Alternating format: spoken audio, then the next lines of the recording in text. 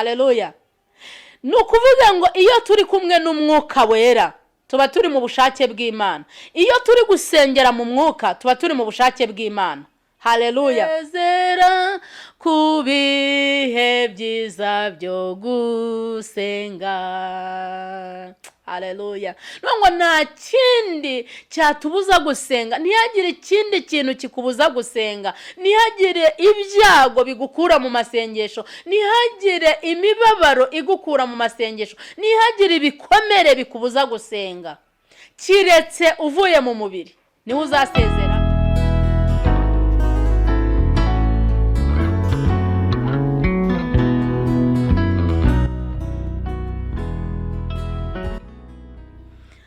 Yesu ashimwe nshuti zacu kuri Karumeli TV, turabasuhuje kandi nzi neza ko duhora dukundana, duhora turi maso, duhora dusenga.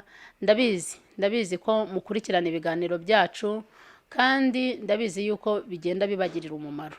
Nanjye ndabyizera kandi ndabisengera, nkomeza no gusengera abakunzi bacu, abo twamaze kumenyana n'abo tuzagenda tumenyana, mbabwira ngo Imana ibaha umugisha, kandi ndabingingira umunsi ku wundi, buri munsi ndabingingira kugira ngo Imana ikomeze kutugirira neza no kuduhana umugisha.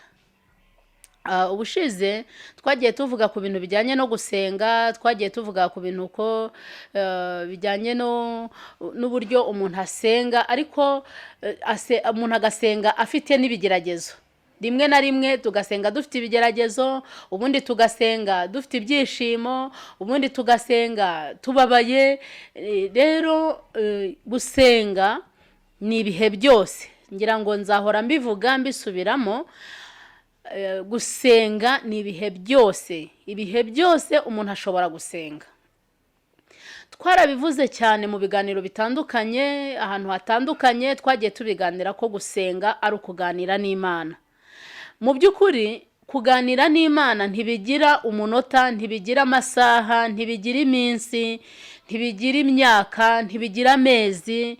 Hariho nk'igihe usanga akenshi tuvuga ngo, reka mbivuge wenda nko muri ubu buryo, tuvuga ngo nasenze ngo iminsi 21, ngo narangije iminsi 40, ngo narangije ngo iminsi 2, iminsi 3, iminsi 5.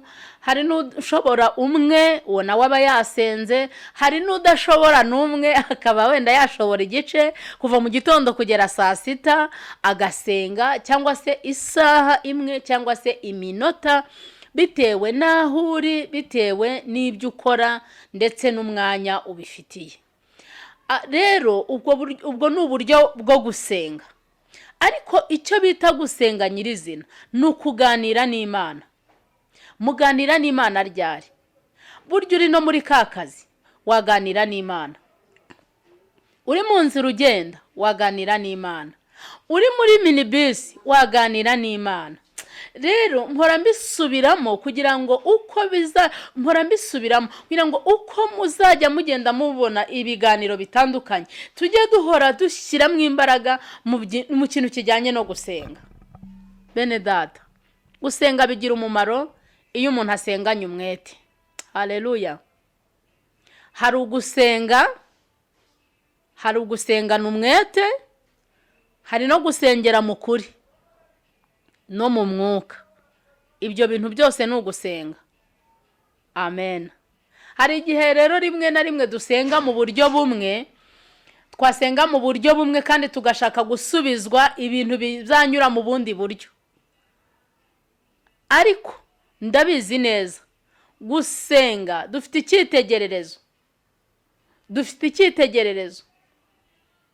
dufite uburyo twigishijwe, dufite uwatwigishije, dufite umwarimu, dufite icyitegererezo dukuraho imirimo yo gusenga. Haleluya. Ibyo rero twagiye tubivugana, twagiye dusenga, twagiye tuvuga mu buryo bwinshi bwo gusenga butandukanye. Uyu munsi tugiye kuvuga ku kintu cyitwa gusenga twigana Yesu Kristo. Imana ibahe umugisha. hari umuririmbyi nkunda cyane cyane wa 49, harimo igitero kimwe kivuga ngo guhora nsenga Uwiteka kujye kumara umubabaro, ngo kugeza ubwo nzagera iwe mwirebere ngeze mu ijuru, ngo niyambuye umubiri upfa nambaye kudapfa iteka, ubwo nibwo nzasezera ku bihe byiza byo gusenga. Haleluya, amen. Kandi nigeze mbasezeranya ko hari umunsi tuzaririmba.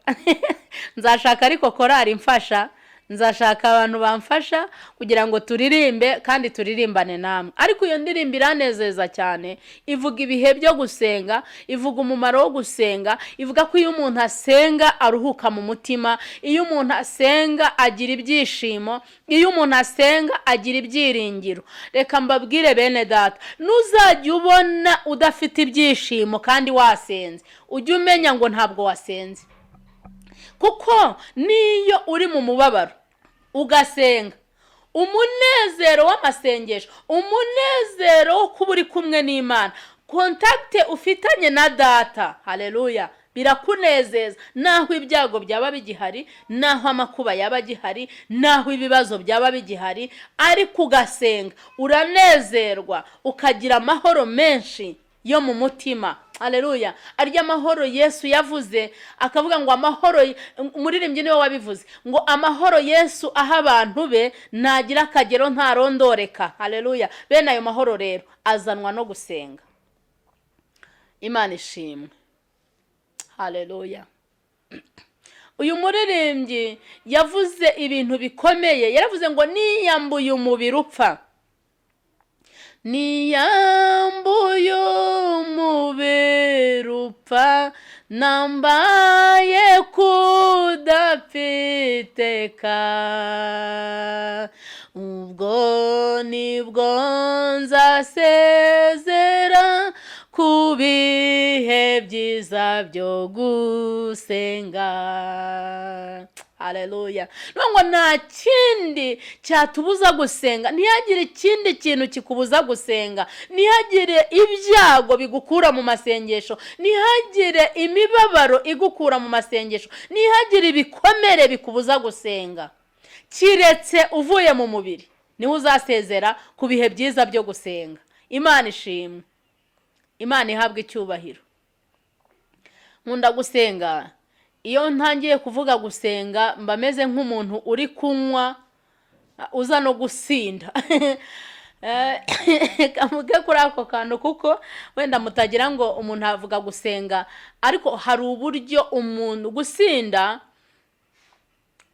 ni uburyo unywa cyangwa se urya ugahaga cyangwa se ukavuga cyane, noneho bikarenga igaruriro, bikabura aho bigarukira, ukananirwa kwikontorora. Amen. Nukuvuga ngo abantu bose banywa siko basinda, ariko umuntu wese wanyweye abashobora gusinda. Reka ibyo ngibyo tubivemo, twivugire ku gusenga kwacu. Uyu muririmbyi yaravuze ngo niyambuye umubiri upfa, ibihe nsenga Uwiteka, guhora nsenga Uwiteka kujye kumara umubabaro. Haleluya. Guhora nsenga Uwiteka kujye kumara umubabaro, kugeza ubwo nzagera iwe mwirebere ngeze mu ijuru, niyambuye umubiri upfa nambaye kudapfa iteka, ubwo nibwo nzasezera ku bihe byiza byo gusenga. Imana ibaha umugisha. Dufite amagambo menshi, dufite ibibwiriza byinshi, dufite abigisha benshi, dufite abo tugenda dufatiraho urugero benshi, haleluya, batwigisha gusenga, batwereka ko gusenga bigira umumaro, amen. Ariko uyu mwanya tugiye gufatira ku cyitegererezo cyitwa Kristo, amen. Twagiye tugendera ku bantu, twagiye dukizwa, cyangwa tujya mu mirimo y'Imana, cyangwa tujya muri ibi bintu byo gusenga, tukabijyamo tugiye dukurikiranye abantu. Abo twagiye turi twavuga mu ndimi z'amahanga, njya numva bavuga ngo ni role model, uwo ufatiraho icyitegererezo ugasanga nawe ni umunyantege nke, ugasanga hari uruhande rumwe afitemo intege nke. Za ntege nke zikagutera kugwa, zikagutera ibikomere, zikagutera kubabara, haleluya.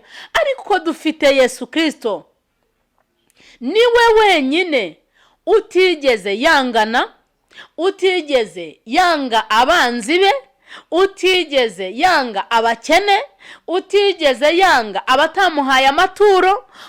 Mbega Yesu niwe cyitegererezo mu buzima bwacu, haleluya. Imana ishimwe, Imana ibaha umugisha. Mureke tugire Yesu Kristo icyitegererezo cyacu, tumurebereho. Niwumva amagambo, niwumva ibyigisho, niwumva irindi jambo, niwumva ibintu mu mutwe wawe bikwigisha izindi nzira, uvuga utari ko se Yesu ageze muri iki kintu, ageze muri iki kika, ageze muri iki kigeragezo, yabyitwaye mwate, haleluya. Reka twifashishe ijambo ry'Imana. Nkunda Bibiliya, nkunda gusoma, nkunda ijambo ry'Imana. Reka twe gukora iki kiganiro tutavuzemo ijambo ry'Imana. Reka dusangire iri jambo riri mu rwandiko rwa mbere Pawulo yandikiye Abakorinto, igice cya mbere ku murongo wa 26. Turarangizanya n'umurongo wa 27.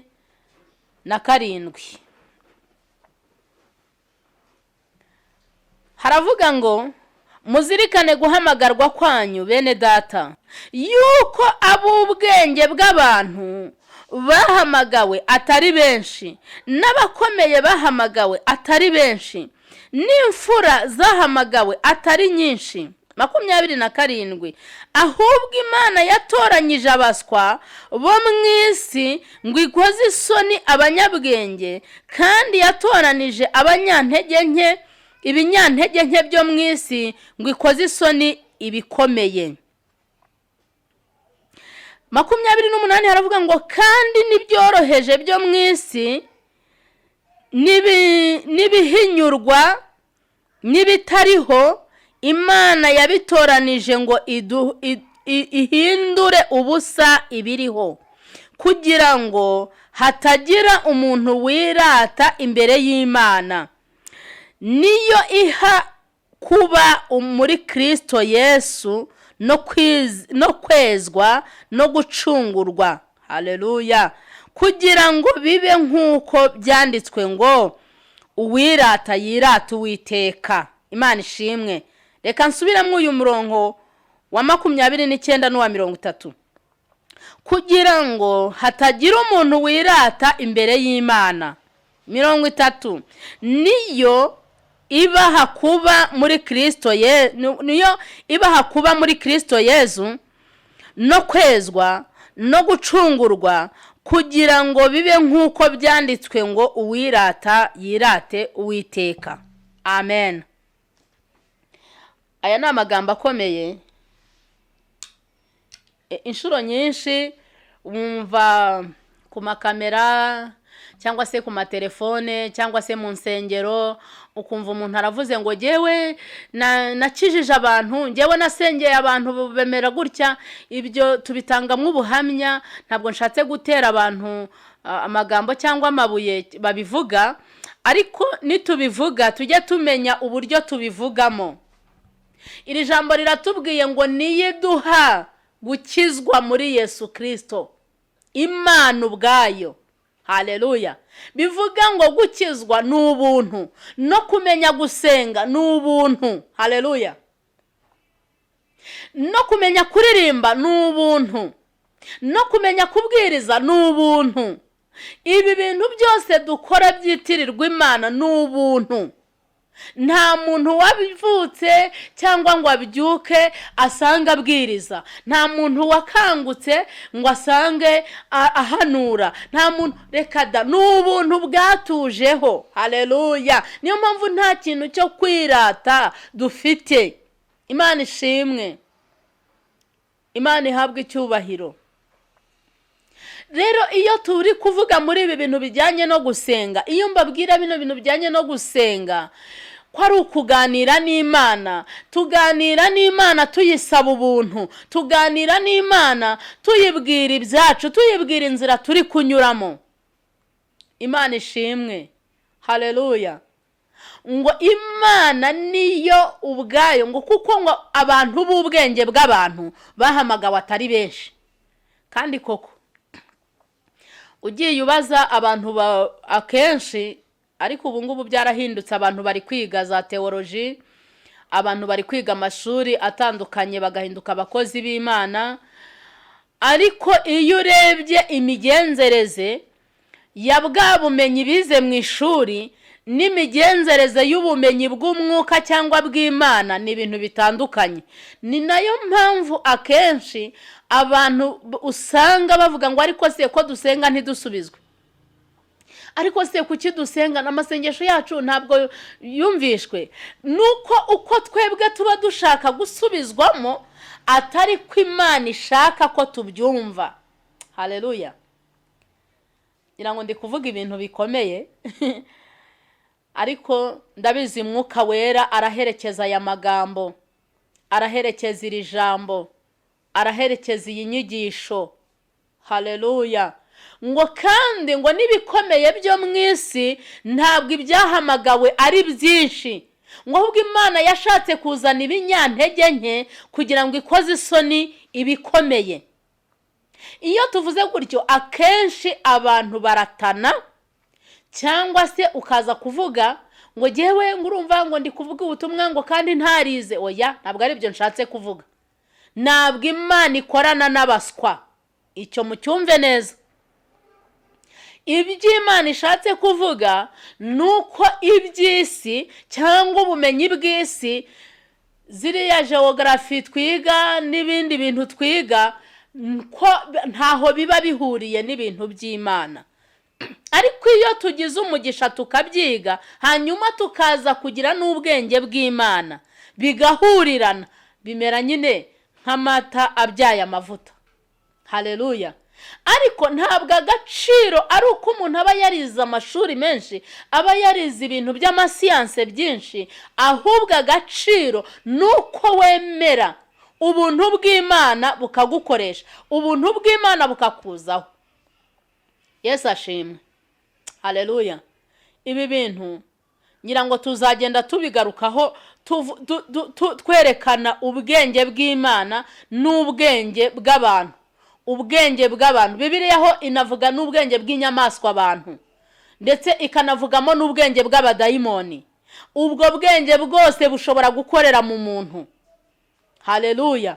Aho ngaho rero iyo dusenga, iyo twebwe twegera Imana, iyo dufite bwa buntu bwo kwegera Imana, bituma tumenya gutandukanya bwa bwenge bw'abantu ku giti cyabo, tugatandukanya ubwenge bw'inyamaswa abantu, tugatandukanya ubwenge bw'abadayimoni, kandi tukabitandukanya n'ubwenge bw'Imana. Hanyuma tugahitamo ubwenge bw'Imana, tugahitamo gukorana n'Imana ndetse no kubana n'Imana. Ibi ngibi rero ntushobora kubishobora udasenga, utagira ibihe byo kubana n'Imana, haleluya. Kubera ko Umwuka Wera uw'Imana iduha, uwo Yesu yaturaze, uwo Yesu yadusigiye nk'umurage, ngo aradufata akatwigisha, haleluya, akatwigisha, ngo akatugarurira, akatwibutsa ibyo twavuganye n'Imana, ndetse ngo akanatwigisha, akanadufasha mu bigeragezo cyangwa se mu makuba, haleluya. Imana ishimwe. reka nibwire ko cyangwa se ntekereze ko wowe uri kunyumva, waba warize waba utarize, wowe uzanyumva ufite ibikomeye byo mu isi, cyangwa se ufite imyanya ikomeye yo mu isi, ufite amashuri yo mu isi aya twigiramo ubumenyi, umenye kubitandukanya n'ubwenge bw'Imana. Ubwenge bw'Imana ni ubuhe? Hari icyo Bibiliya ibivugaho. Haleluya. Bibiliya iyo usomye igitabo cya Yobu, igice cya 28 ku murongo wa 28, haravuga ngo maze ibwira umuntu iti, dore kubaha Uwiteka nibwo bwenge, kandi kuva mu byaha niko kujijuka. Ngira ngo uyu murongo uri budusobanurira ibyo nashatse kuvuga hirya haruguru. Ni ukuvuga ngo iyo utaramenya kuva mu byaha uba ukiri injiji. Iyo utaramenya kubaha Imana uba utaragira ubwenge. Haleluya. Uba utarajijuka, uba utarabona ubwenge bwa nyabwo. Haleluya. Ibyo rero uzabimenya ryari? Uzabimenya nufata ibihe byo gusenga. Kuko iyo dusenga umwuka aratwegera akatumenyesha ibyo Data ashaka, ndetse akajya no kutuvuganira twebwe ibyo dukeneye, kuko umwuka azi ibyo Data ashaka kandi azi natwe ibyo dukeneye. Haleluya. Ni ukuvuga ngo iyo turi kumwe n'umwuka wera tuba turi mu bushake bw'Imana. Iyo turi gusengera mu mwuka tuba turi mu bushake bw'Imana. Haleluya. Ubutaha tuzavugana ku cyigisho kivuga gusengera mu kuri no mu mwuka. Imana ishimwe. Reka twige gusenga. Bene data, aho uri hose wasenga. Ibyo bintu mpora mbisubiramo, ibyo bintu mpora mbivuga buri gihe. Aho uri hose wasenga. Ntabwo gusenga ari ukuva mu rusengero rumwe ngo ujye mu rundi, ntabwo ari ukuva ku musozi umwe ngo ujye ku wundi. Nabwo ni uburyo bumwe, ni uburyo bumwe mu buryo bwo gusenga. Ariko aho uri hose, umwanya wose ufite. Ari ijambo abantu badakunda gukomozaho cyane rivuga ngo mbere na mbere Imana. Ese koko mu by'ukuri iyo urebye ibyo ukora cyangwa ibyo urimo, Imana uyishyira imbere? Iri jambo koko mbere na mbere Imana niryo riza, niryo riri ku mutima wawe? Ariko niba hari ibindi ubanza, niba ubanza amafaranga, niba ubanza mvuze ibyo by'amafaranga, nibuka akantu kamwe kajyaga kambaho. Nashakaga amafaranga, nyine ibitekerezo byanjye bikaba ku mafaranga. Ikintu cyose nkoze nkaba nzi ko kiri buzana amafaranga. Ibintu byose mvuze nkaba nzi ko biri buzana amafaranga. Ariko urumva byari bitandukanye n'ijambo ry'Imana. Ijambo ry'Imana riravuga ngo mbere na mbere Imana. Niyo nashaka amafaranga, uyu munsi niyo nashaka amafaranga, ariko nashaka amafaranga aje inyuma yo gushaka Imana. Haleluya. Ntabwo mbujije abantu gukora, ntabwo mbujije abantu gushaka amafaranga, ntabwo mbujije abantu rwose munyumve neza, ariko shaka Imana, shaka mu maso h'Imana. Ni nako ijambo ry'Imana rivuga. Rivuga ngo mubanze mushaka ubwami bw'Imana no gukiranuka kwayo, ibindi muzabyongererwa. Imana ishimwe. Haleluya. Ndabizi neza iyo mvuze amagambo nk'aya hari igihe umuntu aba yumva bimukomereye, ariko nidusenga hamwe no gusenga uzagenda ubyumva. Imana ishimwe. Imana ihabwe icyubahiro. Nta yindi nzira iriho itari ya Yesu Kristo. Reka abe ari we tugira icyitegererezo. Impamvu nasomye iri jambo nuko mu buzima Kristo yiyerekanye nk'umuntu woroheje. Yesu yiyerekanye nk'umuntu w'umukene, kandi arongera yiyerekana nk'umukire. ubwo yagenderaga ku cyana cy'indogobe atambagira mu murwa w'i Yerusalemu, abantu basasa imikindo n'imyambaro n'imyenda bavuga ngo hahirwa uje mu izina ry'Uwiteka. Hariya yari yabaye umukire. Imana ishimwe. Bivuga ngo ushobora kuba uri umukire, ukorera amafaranga menshi, ufite ibikuhagije ndetse ufite n'ibirenze ibyo ukeneye, ariko ukaba umukristo, ariko ugasenga. Birashoboka, kuko Yesu nawe nk'umwana w'Imana, nk'umwami w'abami, haleluya, nawe yarasenze. Imana ishimwe. Mu bakene murabizi ko yavukiye mu muvure. Icyo gihe iyo umuntu avukiye mu muvure, ntabwo nibaza ko yari afite imyenda yo kwambara, ntabwo nibaza ko yari afite ntabwo mbyibaza, ariko yemera kwicisha bugufi kugira ngo natwe aboroheje n'aboroheje bari kunyumva n'abazanyumva bamenye ngo nabo bakwiriye gusenga. Haleluya.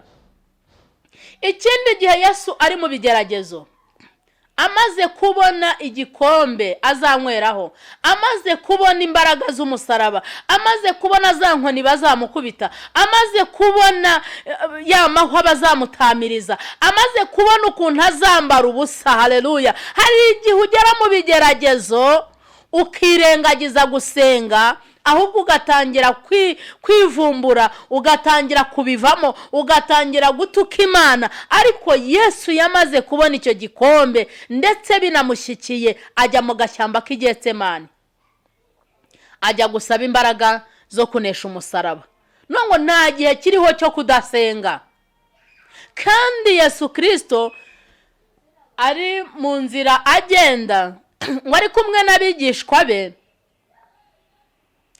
barashonje. Bamaze gusonza ngo bagera ku murima w'amahundo y'amasaka.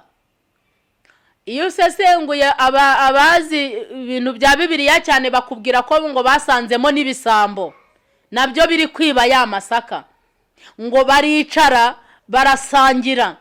Bivuga ngo Yesu yaniyegereje abanyabyaha kugira ngo abone uko abarokora. Haleluya, haleluya. Yesu niwe cyitegererezo mu masengesho yawe. Yesu reka kubera icyitegererezo. Ngo bamaze gusoroma amasaka bariye bahaze, bajyana hirya, ntiyahise avuga ati ko muri kwiba, ko muri gukora ibi. Usanga kenshi abantu dusenga ubona banywe inzoga, abasinzi. Reka mvuge nko kuri aka kantu, nk'abantu babana n'abantu banywa inzoga, abantu babana n'abandi bantu batumva ibintu byo gusenga neza. Ntabwo dukwiriye kubacira urubanza, nta nubwo dukwiriye kubirukana cyangwa kubikuraho, no kubera ko bamaze gukatirwa cyangwa se gucibwaho urubanza. Yesu yarabegereye, bamaze gusoroma ayo masaka barayarya, ndetse nawe aryaho. Amaze kuryaho arabigisha, aravuga ati nibyo koko turariye turahaze, ariko mwibuke ko nyiri umurima nta nyungu, ahubwo turamwangirije. Umwe ati ngewe ibintu ntabwo nzabyongera, undi ati ngewe ibi ntabwo nzabyongera. Rimwe na rimwe hari n'igihe tugirira abantu neza batazi gusenga, hanyuma bikabahindukirira imirimo yacu cyangwa ingeso zacu nziza n'uburyo twabitwaye mu mwuka mwiza, bikagira gute? Bikabahindura. Haleluya. Reka amasengesho yawe usenga agira umumaro. Aho utuye agira umumaro, aho usengera agira umumaro, mu rugo ubamo agira umumaro, mu mudugudu, mu kagari, mu murenge, mu gihugu cyawe, mu kazi ukora. Amasengesho yawe agire ibyo ahindura. Niba amasengesho yawe ataragira ibintu ahindura, wicika intege, ahubwo ahindura uburyo bwo gusenga. Hari igihe dusenga mu magambo gusa, nabyo ni uburyo bwo gusenga, ariko hari n'igihe dusenga dukora n'imirimo, ubwo nabwo ni ubundi buryo bwo gusenga. Hari n'igihe dusenga twerekana urukundo. Haleluya. ibyo bintu byose biri mu buryo bwo gusenga, ariko icyitegererezo cyacu ni Yesu. Amen. Ijambo ryatubwiye ngo bene data muzirikane uko mwahamagawe. Reka nsoreze ahangaha twinjire no mu mwanya wo gusenga. Uzirikane uburyo wahamagawe. Ahangaha iri jambo rireba abanyamuhamagaro. Ese ko kuko wasengaga ugihamagarwa uyu munsi niko usenga? Ese ko wafataga ibihe byo kwiyiriza, byo gusenga ndetse no gusura abantu no kugirira abantu neza, uyu munsi uracyabikora? Ongera uzirika abandi bagakora imirimo yo gutanga no gufasha abantu. Buri muntu wese mu muhamagaro we zirikana uko wahamagawe. Ese ubwo ibigeragezo ntibyatumye utumuhamagaro? Ongera ukanguke, ongera ubyuke, ongera usenge. Haleluya. Reka nsoreze ahangaha, ndabizi neza Imana izadufasha kandi izadushoboza. Reka dusenge. Mana yacu, Mana ishobora byose, wowe wabanye n'abatubanjirije, wowe wagendanye n'abatubanjirije, ongera umanura imbaraga z'umwuka wera, zongere zitwigishe ndetse zitwibutse, zidushoboze gusenga. Haleluya. Kandi abagabo n'abagore, abasore n'abakobwa, abakuze n'abatoya, twongere tugire imbaraga zo gusenga mu izina rya Yesu Kristo. Utwigishe gusenga tumaramaje, utwigishe gusenga mu buryo bwa nyabwo. Imbaraga zawe zidushoboze kugera ku kigero cyiza cyo gusenga, kandi twige ubwenge bwawe. Haleluya. Kubera ko twamaze kumenya ko ubumenyi twize mu ishuri butandukanye n'ubwenge bwawe. Mwuka wera dusobanurire. Nsengeye buri muntu wese uzumva iki kiganiro, kugira ngo amasengesho azajya asenga ajye yumvikana mu ijuru, maze abone igisubizo cy'amasengesho ye. Urakoze ko wumva gusenga kwacu, urakoze ko wumva kwinginga kwacu, urakoze ko uduhaye imbaraga, urakoze ko udushoboje gusenga, urakoze ko ubuntu bwawe butugezeho kugira ngo dushobore gusenga, kuko niko ijambo ryatubwiye ngo byose ni wowe ubiduha, ni wowe uduha kwizera, ni wowe uduha gukizwa muri Kristo Yesu. Ndakwinginze ngo buri muntu wese umugirire neza, kandi ujye wumva gusenga kwa buri umwe. Tubyambaje dutyo twizeye mu izina rya Yesu Kristo. Amen.